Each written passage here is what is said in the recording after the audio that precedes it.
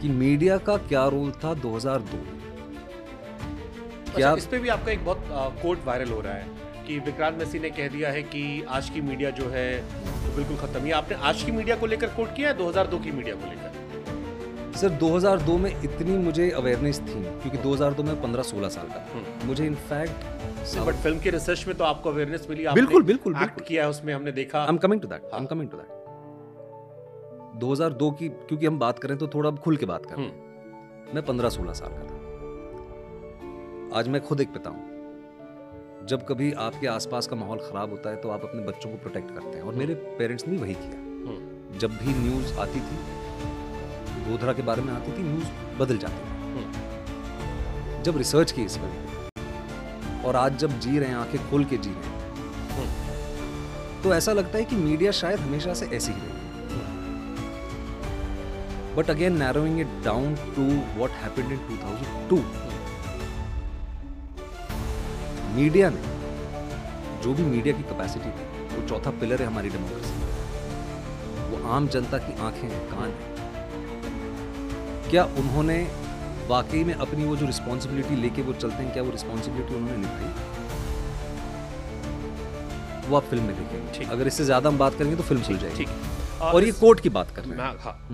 इसी फिल्म में एक बैकग्राउंड पे कोट लिखा हुआ आता है, सत्य परेशान हो सकता है पराजित नहीं। बिल्कुल। और ये मैं हर रोज टीवी पर जब डिबेट करता था टीवी चैनलों पर, तब नेता लोग या पॉलिटिकल पार्टीज जो फंसती थी वो ट्वीट कर देती हैं। सबसे आसान कोट है ये, सत्य परेशान हो सकता है पराजित नहीं। पर मेरे नजर में सवाल आता है कि सत्य क्या है, क्योंकि कई बार ऐसा लगता है कि जिसकी सरकार, जिसकी कलम, जिसकी टीवी, उसका सच। 2002 में जब आप बात कर रहे हैं, तब टीवी, तब कलम, तब इतिहासकारों की नजर में अलग सत्य था। आज निजाम अलग है, सत्य अलग है। कल को शायद फिर कहानी का नजरिया अलग हो जाए। तो ये सत्य क्या है आपकी नजर में? सो इवॉल्व हम सभी होते हैं, और जो इवॉल्व नहीं हो रहा है तो मुझे उनके लिए चिंता है। मैं स्ट्रिक्टली ये कहना चाहूँगा कि इस फिल्म को हमने एक ह्यूमैनिटेरियन एंगल से बोलने की कोशिश की in a very difficult time.